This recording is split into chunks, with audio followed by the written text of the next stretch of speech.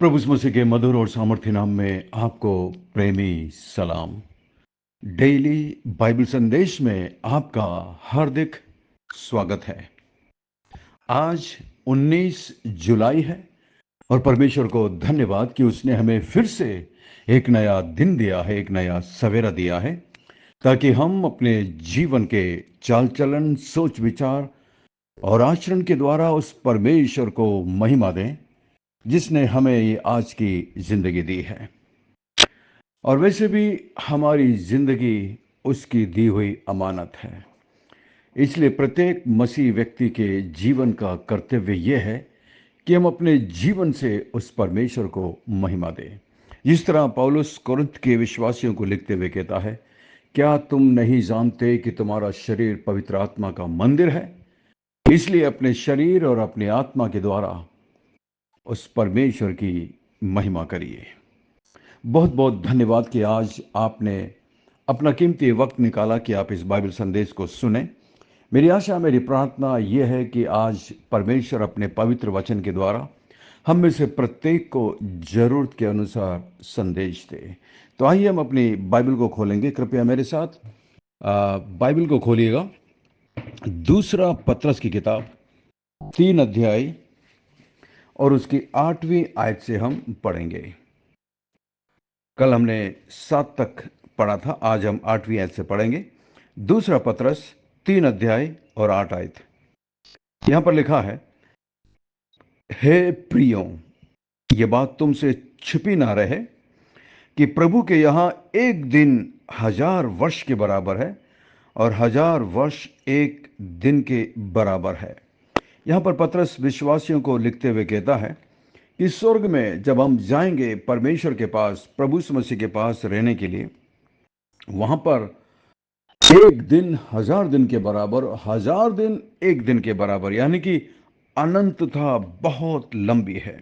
जिस समय पत्रस इस पत्र को लिख रहा था, उस समय अनेक विश्वासी लोग ये सोचने लगे थे कि अरे, प्रभु यीशु मसीह अभी तक क्यों नहीं आया। और उसके अलावा झूठे उपदेशक, झूठे प्रचारक ठट्टा उड़ाते थे प्रभु यीशु मसीह के आगमन के बारे में कि देखो, उसने कहा था कि मैं शीघ्र आऊंगा और अभी तक नहीं आया। इसलिए पत्रस इन विश्वासियों से कहता है कि घबराओ मत, ये मत सोचो कि परमेश्वर प्रभु यीशु मसीह के आगमन में देर कर रहा है। वास्तव में परमेश्वर की दृष्टि में 1000 वर्ष एक दिन के बराबर है, यानी कि अनंत काल के साथ तुलना करने में 1000 वर्ष पल भर के समान है। इसलिए हमें परमेश्वर के नजरिए से देखने की आवश्यकता है। हमें निराश होने की आवश्यकता नहीं, चिंता करने की आवश्यकता नहीं। सिर्फ इतना ही नहीं, परमेश्वर की दृष्टि में एक दिन 1000 वर्ष के बराबर है। परमेश्वर एक वर्ष के कार्यों को एक दिन में कर सकता है। इसलिए परमेश्वर अपना काम हमारे विचार के अनुसार नहीं, बल्कि अपने समय के अनुसार करेगा। हमें इसलिए उत्तेजित होने या घबराने की या तनाव में आने की आवश्यकता नहीं है। परमेश्वर ने जो प्रतिज्ञा की है वह उसे जरूर हर हाल में पूरा करेगा। इसलिए हमें केवल जागते रहना है, प्रार्थना करते रहना है और उसकी आज्ञा का पालन करना है। 9 आयत में देखिए, प्रभु अपनी प्रतिज्ञा के विषय में देर नहीं करता, जैसी देर कुछ लोग समझते हैं, पर तुम्हारे विषय में धीरज धरता है और नहीं चाहता कि कोई भी नष्ट हो, वरन ये कि सबको मन फिराव का अवसर मिले। तो प्रभु यीशु मसीह के आने में जो देरी है, उसके पीछे मुख्य उद्देश्य ये है कि परमेश्वर नहीं चाहता कोई भी मनुष्य नाश हो। यानी कि पत्रस जब इस पत्री को उन विश्वासियों को लिख रहा है, तो ये विश्वासियों को कहता है कि तुम में से भी कोई भी मनुष्य धोखे में ना रहे। आप में से हर एक को मौका मिले पश्चाताप करने का, मन फिराने का, ताकि आप परमेश्वर के राज्य में, स्वर्ग में जा सके। इसलिए हम ये ना सोचें कि यीशु मसीह को पृथ्वी पर दूसरी बार भेजने में परमेश्वर क्यों इतनी देर कर रहा है। इसके विपरीत हमें धीरजवंत होना है, दयावंत बनना है। जिस तरह परमेश्वर हमारे विषय में धीरज रख रहा है, दया कर रहा है उन लोगों के ऊपर जिन्होंने अभी तक उद्धार नहीं पाया है। वे बहुत सारे लोगों को मसीह के न्यायकर्ता के रूप में आने से पहले पश्चाताप करने का अधिक से अधिक अवसर प्रदान करना चाहता है। इससे पहले कि हर एक मनुष्य प्रभु यीशु मसीह के न्याय आसन के सामने खड़ा होए, परमेश्वर चाहते हैं कि प्रत्येक मनुष्य को मन फिराव का अवसर मिले। अगर कोई व्यक्ति सचमुच में मन फिराना चाहता है, परमेश्वर की खोज करता है, तो परमेश्वर उसके लिए रास्ता जरूर खोलते हैं। कभी कभी कुछ लोग ये सवाल पूछते हैं कि अगर परमेश्वर को पता है कौन कौन उद्धार पाएगा, तो फिर जिसको उद्धार पाना है वो तो अपने आप किसी ना किसी तरीके से पालेगा, हमें सुसमाचार प्रचार करने की क्या जरूरत है। ये बिल्कुल सरासर गलत है। हाँ, सही बात है, परमेश्वर ये जानता है कि कौन उस पर विश्वास करेगा, कौन नहीं करेगा। परमेश्वर अच्छे तरीके से जानता है। इसलिए कभी कभी जब लोग बोलते हैं ना, अरे इन्होंने तो बिना सुसमाचार सुने मर गए, अरे परमेश्वर जानता था अगर वो सुसमाचार सुनते भी तो भी वो मन नहीं फिराते, पश्चाताप नहीं करते। उसके बावजूद परमेश्वर इतना दयालु है, जानते हुए भी परमेश्वर कई लोगों को सुसमाचार सुनने का मौका देता है, वो फिर भी पश्चाताप नहीं करते। इसलिए परमेश्वर दयालु है, अनुग्रहकारी है, वो धीरज धरता है और नहीं चाहता कि कोई भी मनुष्य नष्ट होए। तो ये परमेश्वर की सबसे पहली इच्छा है संसार के प्रत्येक मनुष्यों के लिए कि वो उद्धार पाए, पश्चाताप करे, मन फिराए और प्रभु के पास लौट आए। 10 आयत में देखिए, परंतु प्रभु का दिन चोर के समान आ जाएगा। उस दिन आकाश बड़ी हड़हड़ाहट के शब्द से जाता रहेगा और तत्व बहुत ही तप्त होकर पिघल जाएंगे और पृथ्वी और उस पर के काम जल जाएंगे। तो 10वीं आयत में साफ साफ लिखा हुआ है कि परमेश्वर का दिन यानी कि प्रभु मसीह के वापस आने का दिन चोर की समान आएगा। जब किसी को मसीह के आने की आशा भी नहीं रहेगी, तब मसीह यीशु अचानक स्वर्ग से प्रकट होगा। थिस्सलुनीकियों 5 उसके 2 और 3 में लिखा हुआ है। प्रकाशित वाक्य 3 और उसकी 3 और 16 और 15 में,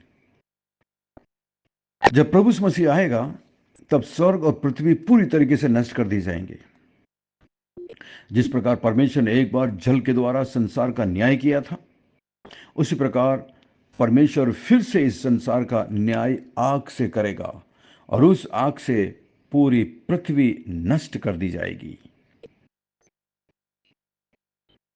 दूसरा थिस्सलुनीकियों 1 6 से 8, इब्रानियों 10 26 27, 12 अध्याय और उसकी 29 में 11 आयत को पढ़ेंगे। जबकि ये सब वस्तुएं इस रीति से पिघलने वाली है, तो तुम्हें पवित्र चाल चलन और भक्ति में कैसा मनुष्य होना चाहिए और परमेश्वर के उस दिन की बाट किस रीति से जोना चाहिए और उसके जल्द आने के लिए कैसा यत्न करना चाहिए। उसके कारण आकाश आग से पिघल जाएगा और आकाश के गण बहुत ही तप्त होकर गल जाएंगे। ये जानते हुए कि प्रभु मसीह संसार का न्याय करने के लिए बहुत जल्दी आ रहा है, हमें पवित्र और भक्तिपूर्ण जीवन बिताने की आवश्यकता है, वरना हम भी संसार के साथ दंड प्राप्त करेंगे जिस तरह संसार के लोगों को दंड मिलेगा। अगर हम में से प्रत्येक व्यक्ति अपने जीवन में परमेश्वर की इच्छा को पूरी करेगा, तो परमेश्वर का दिन या प्रभु मसीह की वापसी का दिन अधिक शीघ्र आएगा। हम उसके आने के समय में हम उसके आने के समय को और शीघ्रता से लाएंगे यदि हम पवित्र जीवन जिएंगे। परमेश्वर हमारी प्रतीक्षा कर रहा है, इंतजार कर रहा है कि हम उसके सुसमाचार को सभी जातियों में, सभी देशों में, सभी लोगों तक बिना डरे पहुंचाएं। तब अंत आएगा। मत्ती 24 और इसकी 14 में प्रभु मसीह ने कहा इस बात को। हमें न केवल पश्चाताप, आज्ञा पालन और सुसमाचार का प्रचार करना चाहिए, बल्कि हमें यह प्रार्थना भी करनी चाहिए, हे हमारे पिता तू जो स्वर्ग में है, तेरा नाम पवित्र माना जाए, तेरा राज्य आए। मत्ती 6 9 से 10। 13वीं आयत को अब हम पढ़ेंगे। पर उसकी प्रतिज्ञा के अनुसार हम एक नए आकाश, नई पृथ्वी की आस देखते हैं जिनमें धार्मिकता वास करेगी। विश्वासी लोगों को मसीह के दूसरे आगमन से डरने की आवश्यकता नहीं है। ये पुरानी पृथ्वी नष्ट कर दी जाएगी, परंतु धर्मी लोग नए स्वर्ग में नई पृथ्वी पर वास करेंगे, नए स्वर्ग नई पृथ्वी होगी। कितनी धन्य आशा है हम विश्वासियों के लिए। लेकिन मुख्य बात यह है, यदि आज प्रभु यीशु मसीह आ जाए तो क्या आप तैयार हैं? आइए हम प्रार्थना करें। स्वर्ग में विराजमान जीवित और जिंदा परमेश्वर, अनुग्रहकारी दयालु पिता, विलंब से कोप करने वाले अति करुणामय परमेश्वर, धन्यवाद आपकी सारी आशीषों के लिए। धन्यवाद आपके पवित्र वचन के लिए, हमें चेतावनी देने के लिए। धन्यवाद आपकी पवित्र आत्मा के लिए। धन्यवाद इस बाइबल संदेश से जुड़े हुए मेरे जितने भी विश्वासी भाई बहन, बच्चे बड़े, जितने भी इस लोग इस बाइबल संदेश को इस वक्त सुन रहे हैं, प्रभु जी आप उन सबका दिल जानते हैं, उनकी आवश्यकताओं को जानते हैं, उनके दिल की पुकार को जानते हैं। प्रत्येक पर अनुग्रह और दया करना प्रभु। मैं विशेष प्रार्थना करता हूँ सिस्टर रोजलिन के लिए प्रभु जी, जो पिछले कई दिनों से वायरल फीवर से पीड़ित है। मान परमेश्वर आप उन पर अनुग्रह और दया करना प्रभु, क्योंकि आपके लिए कुछ भी मुश्किल नहीं है। अनुग्रह कर, दया करना प्रभु। मैं प्रार्थना करता हूँ सिस्टर रीचा के लिए, मान परमेश्वर उनके परिवार के लिए प्रार्थना करता हूँ प्रभु। उन्हें पश्चाताप का मन दीजिए ताकि वो लौटकर आपके पास आ सकें। प्रत्येक व्यक्ति उनके परिवार में उद्धार पा सके। प्रार्थना करते हैं मान परमेश्वर सिस्टर उषा के लिए, उनके परिवार के लिए, उनके बेटे के लिए, उनकी दोनों बेटियों के लिए मैं प्रार्थना करता हूं प्रभु। जो भविष्य आपने उनके लिए रखा, जो योजना आपने उनके लिए रखा है, उसको प्राप्त करने के लिए प्रभु आप उन बच्चों को मार्गदर्शन करना, बुद्धि ज्ञान और समझ देना प्रभु, क्योंकि आपके लिए कुछ भी मुश्किल नहीं है। मैं प्रार्थना करता हूं प्रभु जी भाई ललित के लिए, मदद करिए ताकि वो अपने पैरों पर शीघ्र चल सके। भाई राहुल के पिताजी के लिए भी प्रार्थना करते हैं, आप उन पर भी दया करिए, अनुग्रह करिए प्रभु जी, ताकि वो आप जैसे सच्चे जीवित जिंदा परमेश्वर को मान सके। मैं सिस्टर रियोना के लिए, ब्रदर ट्रेवर, रेनल और उनके हस्बैंड के लिए मैं प्रार्थना करता हूँ। आपकी उपस्थिति, आपकी दया, आपका अनुग्रह उस परिवार पर निरंतर बना रहे प्रभु। आपके लिए कुछ भी मुश्किल नहीं है। मैं प्रार्थना करता हूँ विशेषकर मिक्की के लिए, मान परमेश्वर उस जवान बच्चे को आप आशीष देना, मदद करना, सहायता करना प्रभु जी। उसके जीवन की हर एक आवश्यकताओं को अपनी योजना अनुसार जरूर पूरा करना। शहर के लिए भी मैं प्रार्थना करता हूँ प्रभु जी, उस बच्चे के साथ रहना, उसके करियर के साथ रहना। मान परमेश्वर जो भी उसकी इच्छा है प्रभु, उसके जीवन की जो आवश्यकता है उसे पूरा करने के लिए आप उसकी मदद और सहायता करना। आपके लिए कुछ भी मुश्किल नहीं है। मान परमेश्वर दया करिए, अनुग्रह करिए प्रभु। मैं प्रार्थना करता हूँ सिस्टर कौशल्या के लिए प्रभु जी, शिवा के लिए, उनके परिवार के लिए, सैमसन के लिए। मैं प्रत्येक के लिए प्रार्थना करता हूँ, आप उन पर दया करें, अनुग्रह करें। उनके ज़मीन को लेकर, उनके गांव में, उनके रिश्तेदारों के बीच में प्रभु जो लड़ाई और झगड़ा है प्रभु, वो शांत हो सके, उनके परिवार में आपकी शांति मिल सके। मैं प्रार्थना करता हूं प्रभु जी भाई जीपी राय के लिए प्रभु जी, सिस्टर जयंती के लिए, आइजक के लिए प्रार्थना करता हूं। उनके चर्च के लिए मैं प्रार्थना करता हूं, वो चर्च बढ़ता जाए, बहुत सारे विश्वासी जन आकर वहां पर उद्धार पा सके, नया जन्म पा सके और वो कलीसिया मजबूत हो सके प्रभु जी। अनुग्रह करना और दया करना प्रभु, आपके लिए कुछ भी मुश्किल नहीं है। मैं प्रार्थना करता हूं भाई बंटी के लिए प्रभु जी, जिनका हार्ट का ऑपरेशन हुआ है, मान परमेश्वर दवाई ले रहे हैं मान प्रभु। पिछले दिनों में वो गिर भी गए थे प्रभु जी। उनके परिवार के लोग जिन्होंने नए नए आप पर विश्वास किया है, उनके परिवार के प्रत्येक जन के लिए मैं प्रार्थना करता हूं प्रभु जी, परिवार में प्रत्येक व्यक्ति उद्धार पा सके, आप जैसे सच्चे जीवित परमेश्वर को जान सके। अनुग्रह कर और दया करना प्रभु जी। मैं प्रार्थना करता हूँ भाई अनुमंता के लिए, उनके चर्च और उनकी सेवकाई के लिए। अनुग्रह कर और दया करना प्रभु। महान परमेश्वर और भी कई लोग हैं जिन्हें प्रार्थना की आवश्यकता है। मेरे बोलने से भी पहले आप जानते हैं प्रभु। इस वक्त मेरी बहन जो मेरे साथ इस वक्त प्रार्थना में है, मैं नहीं जानता कहाँ पर वो हैं प्रभु जी, और मैं उनकी आवश्यकताओं को नहीं जानता, लेकिन आप सब कुछ जानते हैं। अपना हाथ बढ़ाकर मेरी इस बहन को छू लीजिए मान परमेश्वर जो इस वक्त आपसे प्रार्थना कर रही हैं। मैं प्रार्थना करता हूं मेरे भाई के लिए जो इस वक्त मेरे साथ मिलकर आपसे प्रार्थना कर रहे हैं प्रभु जी, आप उनकी प्रार्थना को सुन लीजिए। उनकी प्रार्थना का जवाब दीजिए मान परमेश्वर, और दया करिए, अनुग्रह करिए प्रभु। धन्यवाद, धन्यवाद, धन्यवाद प्रभु, हमारी विनती प्रार्थना को सुनकर जवाब देने के लिए धन्यवाद। सब कुछ यीशु मसीह के मीठे महापवित्र नाम से मांगते हैं, आमीन, आमीन। प्रिय विश्वासियों, बहुत बहुत धन्यवाद हमारे साथ बने रहने के लिए। कभी कभी मैं सबका नाम नहीं ले पाता हूँ समय की कमी की वजह से, लेकिन हम आपको अपनी व्यक्तिगत प्रार्थना में याद रखते हैं। और जब मैं प्रार्थना करता हूँ, आप भी मेरे साथ प्रार्थना में शामिल होइएगा, और इन सारे लोगों के लिए आप भी प्रार्थना करिएगा जिनके लिए हम प्रार्थना करते हैं। हमारे लिए भी निरंतर प्रार्थना करते रहिएगा। आशा करते हैं आज के संदेश के द्वारा परमेश्वर ने आपके दिलों से बातचीत की है। यदि आप आशीषित हुए हैं तो हमें ज़रूर कमेंट्स में बताइएगा, और इस संदेश को अपने दूसरे मसीह दोस्त भाई बहनों के साथ शेयर करिएगा।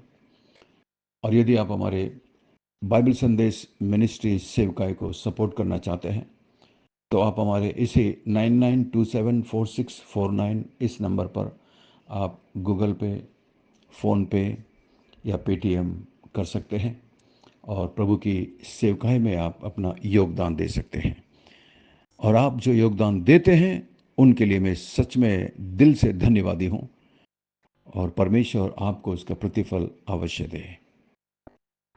अंत में सवाल है, 9 आयत को पढ़कर बताइएगा कि प्रभु यीशु मसीह के आने में देरी क्यों हो रही है, इसके पीछे परमेश्वर का कारण क्या है।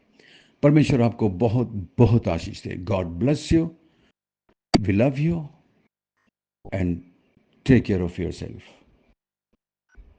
अपना ख्याल रखिएगा। धन्यवाद।